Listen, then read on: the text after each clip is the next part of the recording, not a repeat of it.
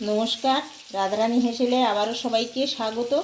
আজকের আমি চিকেন কারির রেসিপিটাই দেখাবো। তার জন্য আমি এই 500 গ্রাম চিকেন এনে বাজার থেকে ভালো করে ধুয়ে একটু ম্যারিনেট করে আগে থেকেই রেখেছি। আধা ঘন্টার জন্য ম্যারিনেটে দিয়েছি একটু টক দই, গোলমরিচের গুঁড়ো, একটু ঝাল লঙ্কার গুঁড়ো, লবণ আর দিয়েছি একটু তেল দিয়ে আমি ভালো করে মেখে আধা ঘন্টা আমার হয়ে গেছে। আমি কয়েক পিস আলুও নিয়েছি। আমাদের বাড়ির আবার সবাই একটু আলু পছন্দ করে, সেই জন্য একটু আলু নিয়েছি। আলুটাকে আমি ভেজে নিচ্ছি ভালো করে, একটু লালচে করে ভেজে নেব। আর আমি এরকম একটা মাটির হাঁড়িতেই কারিটা আজকের বানাবো। মাটির হাঁড়িতে রান্নাটা কিন্তু অনেক সুন্দর হয়। একদিন হলেও এরকম মাটির হাঁড়িতে আপনারা রান্নাটা করে দেখবেন, আশা করছি খুবই ভালো লাগবে। সবার উদ্দেশ্যে, আমার ফেসবুকের সমস্ত ভাই বোন দিদি দাদার উদ্দেশ্যে একটা কথাই বলতে চাই, সবার ভিডিওগুলো আপনারা দেখবেন, ঠেলে উপরে তুলে দেবেন না, প্রথম থেকে শেষ পর্যন্ত দেখবেন। ভালো লাগলে লাইক কমেন্ট, সম্পূর্ণই আপনার ব্যক্তিগত ব্যাপার, করতেও পারেন নাও পারেন, কিন্তু আমরা যারা একসঙ্গে কাজ করতে এসেছি সবাই সবার পাশে অবশ্যই থাকতে হবে, নইলে আমরা কেউই এগিয়ে যেতে পারবো না। এখানে হিংসার কোনো জায়গা নেই, অবিরাম ভালোবাসা দিয়ে যেতে হবে প্রত্যেককেই, সে ছোট হোক কিংবা বড় হোক। আমার সামনে কিন্তু যতগুলো ভিডিও আসে আমি না দেখে কাউকে ঠেলে উপরে তুলে দিই না, প্রত্যেককেই আমি প্রথম থেকে শেষ পর্যন্ত দেখি এবং একটা গঠনমূলক কমেন্টও করি, লাইকও করি। এইটুকুই বলার ছিল আজকে। আমি আলুগুলো প্রথমে বেশ ভালো করে ভেজে নেব। পুরো ভিডিওটা না দেখে কেউ যাবেন না, সবার কাছে অনুরোধ রইল একটাই। আলুগুলো দেখুন আমার বেশ লালচে করে ভাজা হয়ে গেছে। এবার আমি আলুগুলো নামিয়ে দেবো, দিয়ে আমি হাঁড়িটা বসিয়ে দেবো। আমি এখানে মশলা হিসেবে নিয়েছি 25 গ্রাম রসুন বাটা, 25 গ্রাম আদা বাটা, 100 গ্রাম পেঁয়াজ কুচি, আর নিয়েছি 1 চামচ ধনে, 1 চামচ জিরে, 2-1টা গোলমরিচ দিয়ে আমি বেটে নিয়েছি। অল্প একটু ধনে পাতা কুচি, হাফ টমেটো কুচি, একটু টমেটো সস নিয়েছি, একটু লাল লঙ্কার গুঁড়োও নিয়েছি ঝালের জন্য, আর অল্প একটু নিয়েছি কাশ্মীরি লঙ্কার গুঁড়ো। এটা দিয়েই আজকের আমি রান্নাটা করব। প্রথমে আমি আলুগুলো নামিয়ে আমি হাঁড়িটা বসিয়ে দিচ্ছি।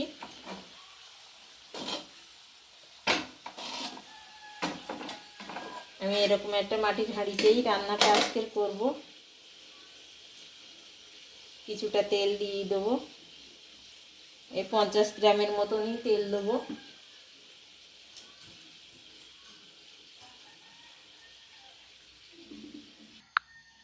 তেলটা আমার গরম হয়ে গেছে, ওর মধ্যে আমি অল্প একটু চিনি দেবো, তাতে কালারটা ভালো হবে। চিনিটা দিয়ে আমি চিনিটা বেশ লালচে হয়ে যাবে, তারপরে আমি পেঁয়াজগুলো দেবো।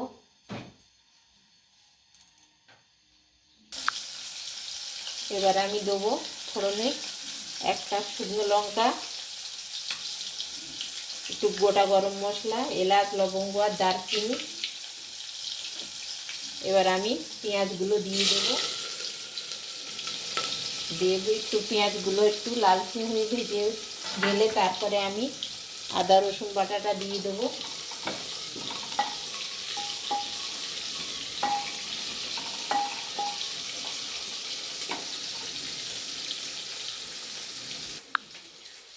পেঁয়াজটা কিন্তু আমার খুব সুন্দরভাবে ভাজা হয়ে গেছে। আমি একটু হাঁড়ির ভিতরে তো একটু দেখার অসুবিধে হচ্ছে নিশ্চয়ই আপনাদের, তাই আমি একটু খুন্তিতে তুলে দেখালাম। দেখুন বেশ লালচে হয়ে ভাজা হয়ে গেছে। আমি 2টো তেজপাতা দিয়ে দিলাম ওর মধ্যে, আর আদা রসুনের বাটাটাও দিয়ে দিচ্ছি।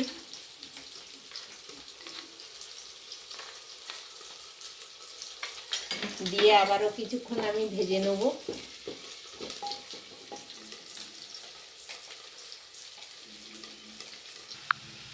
আদা রসুনটা আমার খুব ভালোভাবে বাটা হয়ে গেছে। এবার আমি দিয়ে দেবো জিরে ধনে বাটা,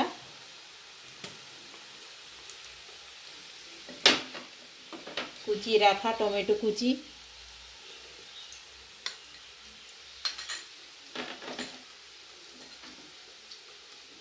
অল্প একটু লঙ্কা গুঁড়ো। আগেও আমার ম্যারিনেটের সময় দেয়া ছিল, তাহলে খুব বেশি দেবো না।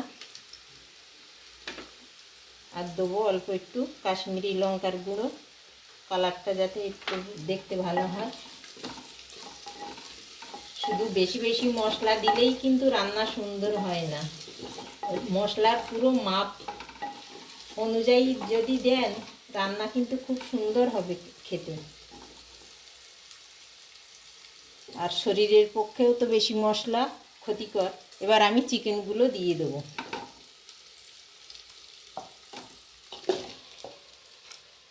দিয়ে আমি বেশ কিছুক্ষণ কষিয়ে নেব। আমি ঢেকে ঢেকে এইভাবে কম আঁচে বেশ সুন্দর করে কষিয়ে নিয়েছি চিকেনটাকে।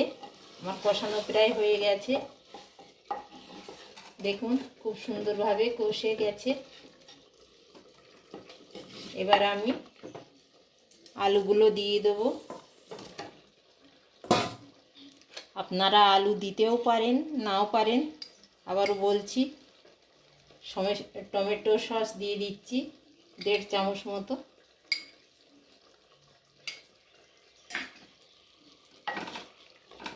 আমি কিছুটা জল উষ্ণ গরম করে রেখেছি, মাটির হাঁড়ি, সেই জন্য খুব বেশি গরম কিন্তু দেয়া যাবে না। সব সময় আপনারা মটন করুন কিংবা চিকেন করুন, একটু গরম জল ব্যবহার করবেন, এতে রান্নাটা অনেক গুণ স্বাদ বেড়ে যায়। কিন্তু খুব বেশি জল দেব না আমি। এই রান্নাটা কিন্তু ভাত, রুটি, পরোটা সব কিছুর সঙ্গে খুব সুন্দর লাগে খেতে। আপনারা যার সঙ্গেই খাবেন। আমরা যেহেতু একটু ভাত দিয়ে খাবো, সেই জন্য গ্রেভিটা একটু ঝোলো ঝোলো রাখবো। আপনারা যদি রুটি পরোটার সঙ্গে খান, তাইলে একটু কম গ্রেভি শুকনো করে নিতে পারেন। এবার আমি এটা ঢেকে দেবো, কিছুক্ষণ ফুটতে দেবো।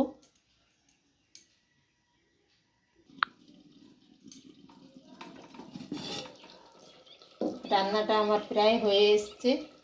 এবার আমি দেবো অল্প একটু গরম মশলার গুঁড়ো 1 চামচ মতো, আর দেবো ধনে পাতা কুচি।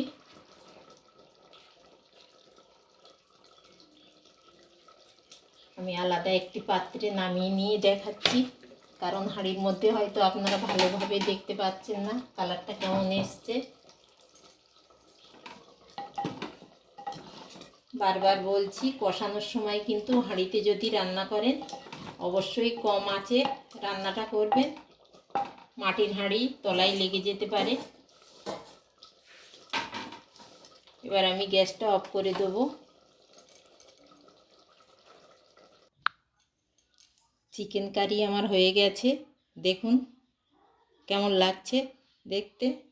গ্রেভিটা অনেকটাই ঘন হয়ে গেছে, দেখুন। আজকের রান্নাটা আমার কেমন লাগলো জানাতে একেবারেই ভুলবেন না। সবাই ভালো থাকুন, সুস্থ থাকুন। দেখা হবে আবার পরের কোনো রান্না নিয়ে।